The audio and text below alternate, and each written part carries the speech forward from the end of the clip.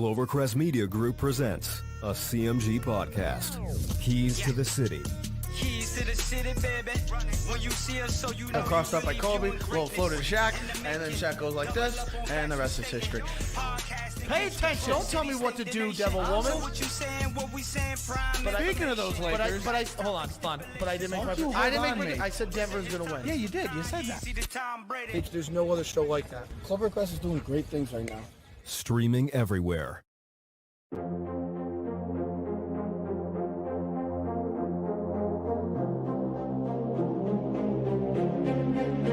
The college football season is coming back, and we got you covered on every game. We're breaking it down on each snap all season long.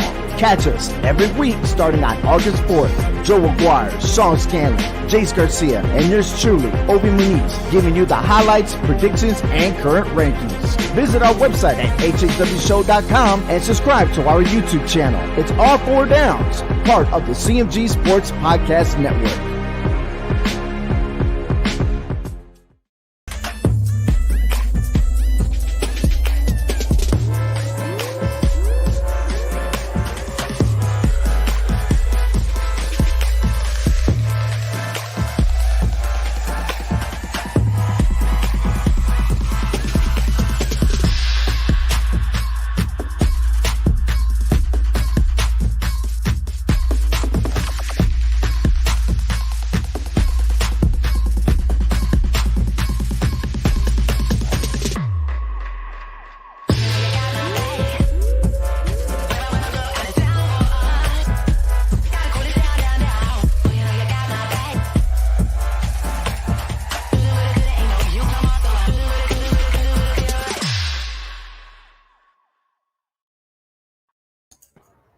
What's going on, basketball fans? This is the Posting Up podcast back here on this beautiful Tuesday for November.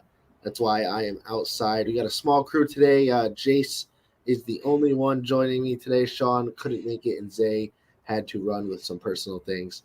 So just the two of us here today. But that's fine, because you know what? No matter how many people are here, we got an all-star crew here on the Posting Up podcast. Let's go. Let's get it. We're going to bring you the best coverage we can. We're going to be talking about two teams pretty much in opposite directions today. The first one we're going to be talking about is a team that is hot as you can get. The Golden State Warriors are 9-1. Stephen Curry's playing like an MVP. He had 50 points last night. I mean, the guy looked phenomenal. The role players, Andrew Wiggins, Jordan Poole, Draymond's looked good. I mean, all the guys for this Warriors team have looked great, and Jace, they still don't have Klay Thompson back. I want to know, what's this team's ceiling in the Western Conference, and even maybe further than that? Dude, I mean, they've shown that they're a competitor. I mean, they're gonna, with Klay Thompson, they're gonna be fighting for the finals. And even without Klay Thompson, I think that this is a team that this year can fight for the finals. I think Steph Curry, he's really stepped up. I mean, last year he had an MVP caliber season. This year, I think he stepped up as far as leadership. I think he's really getting these guys, really rallying these guys around him, especially early with this hot start. And I think he's really set up for when Klay gets healthy, those two back to being the Splash Brothers and back being a dominant team in the West. But the thing is if Steph Curry has to keep this going, and if he can, I mean, we saw it last year. He was hot all season long. He got injured a little bit, but still came back, lit it up. He had 50 points last night. This is another guy who's coming in, competing for an MVP, and just like you mentioned, no Klay Thompson yet. When he gets in here, this team's going to be scary. This Golden State team's going to be wild. But I got a question for you, Lucas. Yeah. With Steph Curry, is he one of the most impactful? I mean, he's one of the best players of all time, one of the best point guards of all time. But his impact on the game, where does he? He's got to be up top there, right? For his single player's impact on the game. Oh, 100%. I mean, I don't think this team is where they are without him, and that's that goes without saying. He's Stephen Curry. He's one of the best if not the best shooter in the game of all time. You know, people say all the time, Steph Curry, he revolutionized the game of basketball. He really changed the way the game is played today. And, you know, while some people think that's, you know, to the detriment of the game, you know, too many people hucking up threes, that's the NBA we live in now. I mean, like it or not, that's what you got to do to win games. You got to knock down your threes. While a lot of teams do take a lot of three-pointers and miss a lot of three-pointers, the teams that are good at it usually are competing for playoff spots and pushing deep in those playoffs. And Stephen Curry, he's the epitome of that. I mean, Jace, I mean, you mentioned his impact. I mean, I can't even imagine where this team would be without Stephen Curry. I can't imagine where the league today would be without Stephen Curry. Obviously, two-time MVP, like I said, one of the greatest shooters of all time. I mean, his impact is great. I mean, it's beyond anything I could put into words. I was listening to another talk show talk about it, and like he really evolutionized the game because of LeBron. Everything was ISO, get everything on a 1-on-1, let a guy take his shot. But then when LeBron came in, a superstar who's big, able to run the floor, and he's also able to dish it out, get the ball moving, and as you get into that, like dish the ball out and just the pass off the pass, setting stuff up, that's where the three-point shot came in. And then you got Steph, who's just coming in, shooting, hucking up threes. Well, I do think that for some people, like a Giannis, even though he's shown he can be at that great level, of Ben Simmons, your guy, like they're getting clowned because of Steph Curry changing the game and implementing the three in a different way than we've ever seen before. But I mean that is today's game. You're going to get clowned if you can't shoot the three as often as you want. But so yeah, I think he revolutionized the game. But I mean, you got guys like Giannis, just came off a Finals MVP, won the Finals, and he still can't shoot the three. So while he has changed the game, there's still avenues to succeed without a three-point shot. Yeah, and you know, we see obviously Giannis, unlike the guy you mentioned, Ben Simmons, he is attempting to, you know, introduce a three-point shot. He did change his shooting form a little bit over the summer. I do remember seeing a few days ago that Giannis actually has made more threes and has a higher three-point percentage than Trae Young and Bradley Beal. So that is something to look out for. If Giannis can, obviously he's not putting up the shots at the volume that those guys will be. That's something to look out for, certainly. If Giannis can turn into an elite three-point shooter, I don't know who's going to be stopping that Milwaukee Bucks team. But one more thing on this Warriors team I wanted to bring up, Jace, is you just hope Klay Thompson comes back to who he used to be. Obviously, two significant leg injuries, one to his knee and one to his Achilles tendon. He hasn't played an NBA game since the final game of the 2019 NBA Finals, so it's been well over 2 years since he's played in a 5-on-5 NBA basketball game. Obviously, we've seen the videos of him warming up. He looks like he hasn't lost a step, but obviously, you know, you can only show so much while you're just shooting at a basket uncontested. So, Jace, do you think Klay Thompson will take a while to kind of come back and adjust and be who he used to be, or you think he'll just step right in and just feel at home playing on the court with Draymond, Steph, and all them? Well, I think the real issue he's probably going to have is defensively. I think it might take him some time to get back to that elite level defender, but I don't expect his jump shot to change at all. He's a guy that can score like 60 points off 6 dribbles.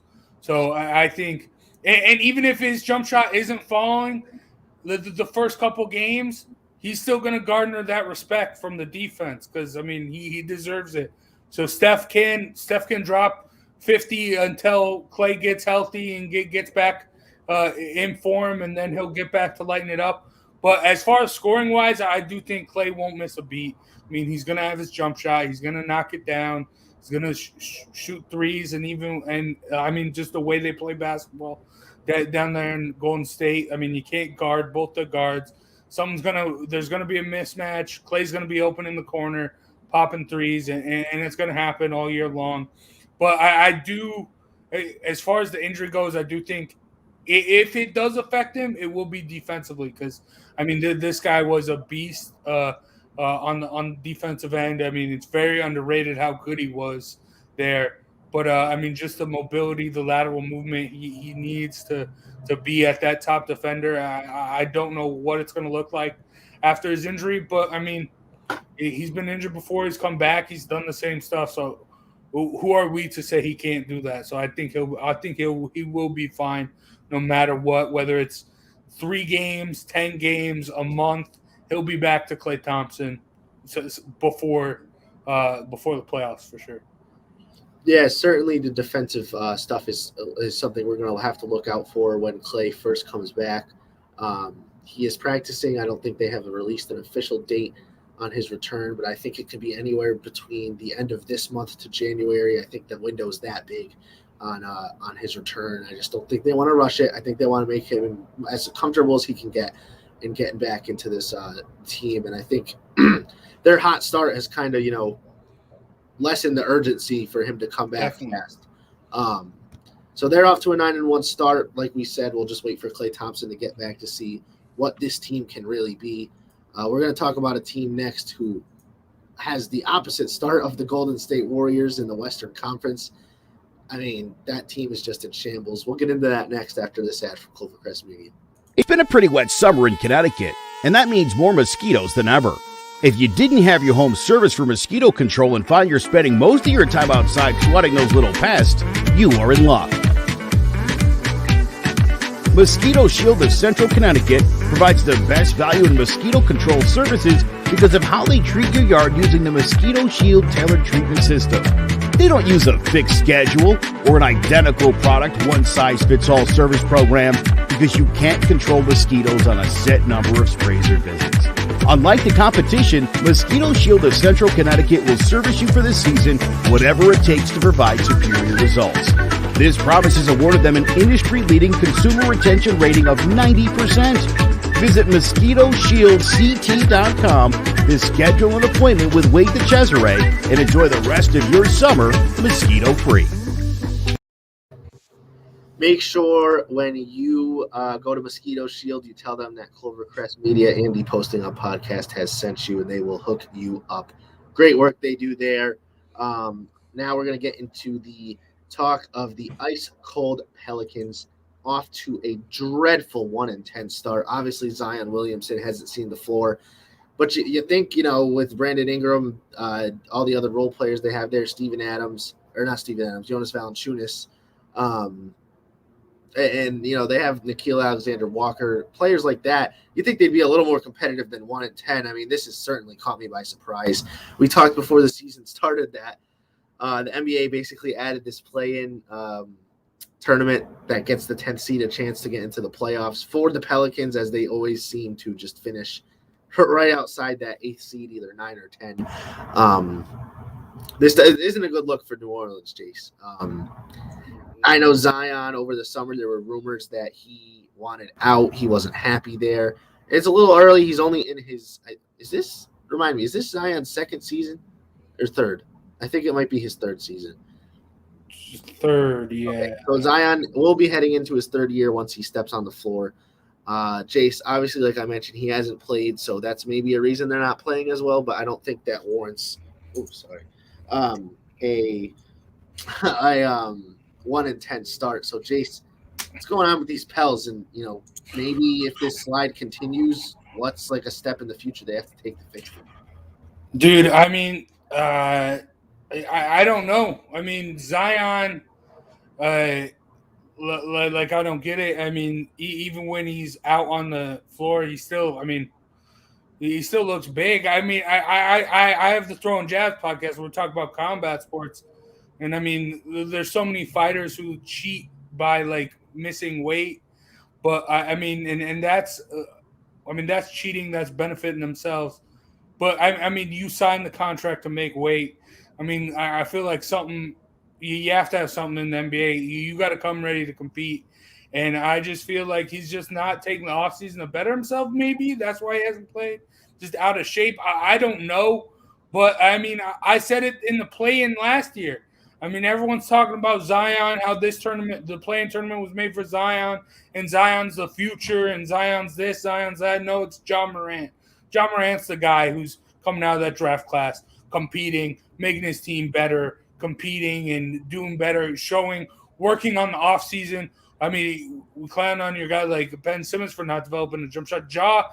He's upped his three-point game, which is something that he was very clowned on before. So I think Zion, I don't know if his head's really in it. Maybe it is.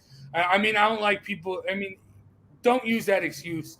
It's New Orleans. I don't like it here. No, it's got to be something with basketball, or it's got to be something with you. You got to show up. You got to play. Even if you don't like being there, you still got to come out, and you still got to compete, and you still got to prove that you can get, however good you are, that can translate to another team. Because right now, if I'm someone, I would trade for Ben Simmons before I traded for Zion Williamson.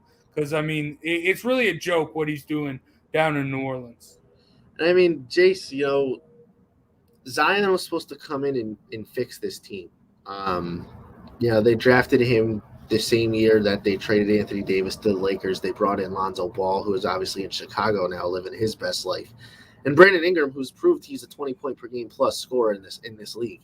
Obviously, Zion's injury concerns have plagued them, but when he plays, they still don't really win. And, you know, I'd like to kind of take this and compare it to, you know, Donovan Mitchell kind of exploding onto the scene in Utah. Before Donovan Mitchell got there, I don't think anyone was thinking anything of the Jazz. Were they, Jace? Oh. I mean, and he's turned them into a team that's won a playoff. I believe they won a playoff series with Donovan Mitchell, did they not? Yeah. They won a playoff series. They've been competitive in the playoffs. They went to a Game 7 that was a heartbreaking loss for them with the Denver Nuggets in the bubble.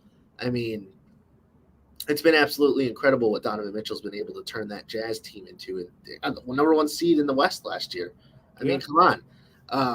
And I think that's kind of the same thing that was expected out of Zion, to turn this New Orleans Pelicans team into a true competitor. And look at this. He's not even playing, and they're off to a 1-10 start. So I just think that's abysmal. Jace, I mean, let's say come All-Star break, they're still 10 to 15 games under 500, you know, trade deadline approaching. Where does this team turn? Do they just go to a total rebuild, or do they try to buy and help this team get back on track? Well, I mean, I don't know. It's very hard to tell. I did not like the Valanciunas move because I feel like he clashed with Zion. But, I mean, if Zion's not going to be on the floor, might as well get someone who can do what he can do.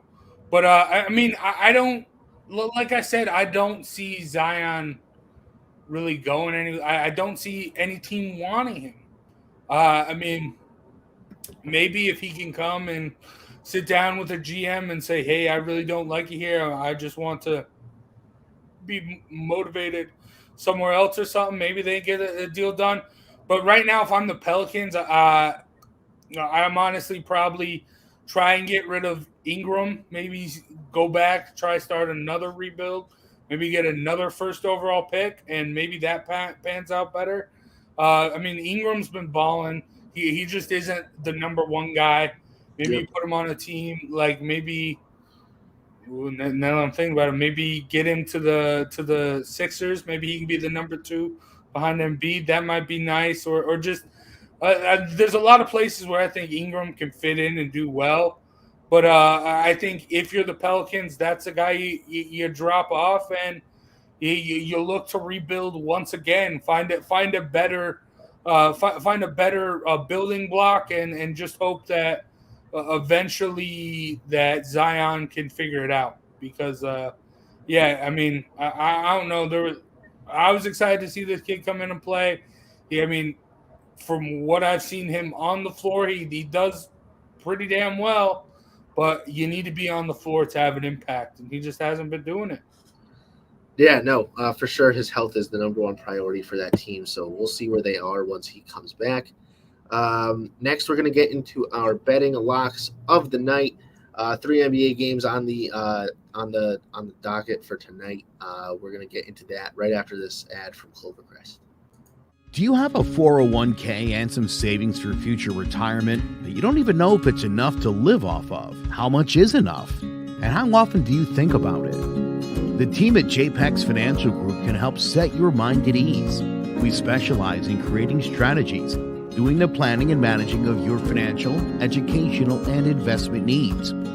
We help clients pursue their investment goals with sound financial strategies. You deserve a personal, tailored plan. Lasting, meaningful, and open relationships are the foundation of our practice. You've worked hard for your money and should feel confident with your investment choices as you make decisions for your financial future. Your goals are our goals. We are dedicated to your needs and hopes for your future.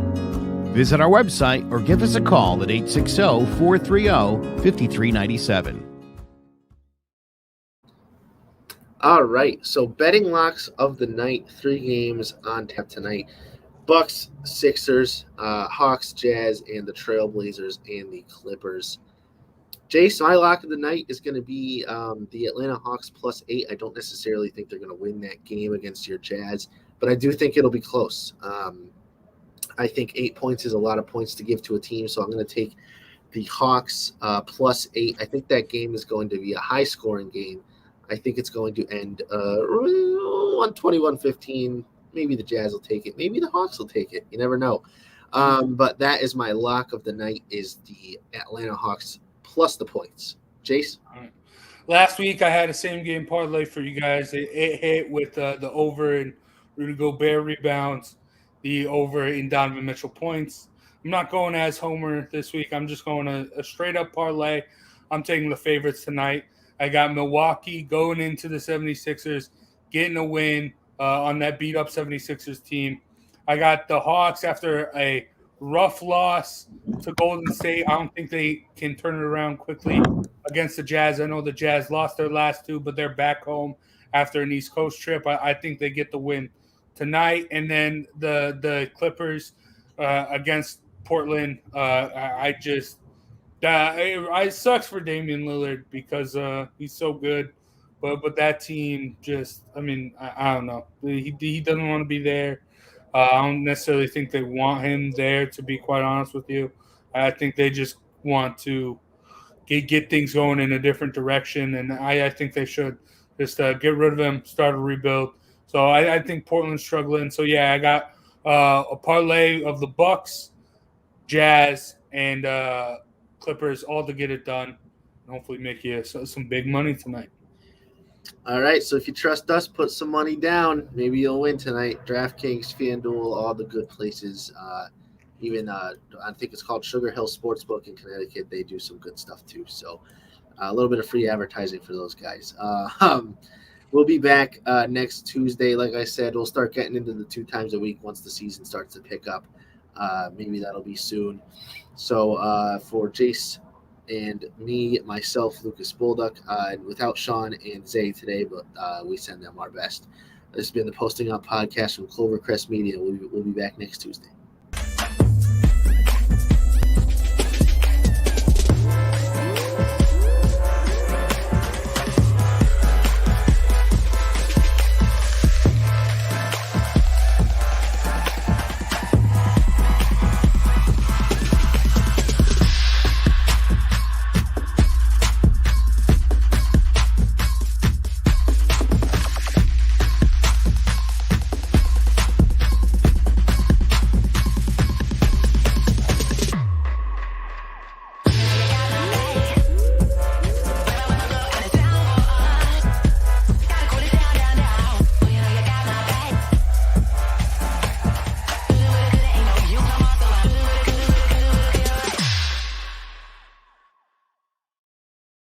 Hello, my name is Joe Aguirre. I'm the president of Clovercrest Media Group. And here at CMG, we have a wide variety of podcasts, including sports shows like Keys to the City, The Roll Call, Throwing Jabs, All Four Downs, and Jawing About the G-Men. And great true crime shows like Sticky Meat, Crimes and Consequences, Ivy League Murders, and Bird, the unsolved murder of David Eichmann. You can find all these podcasts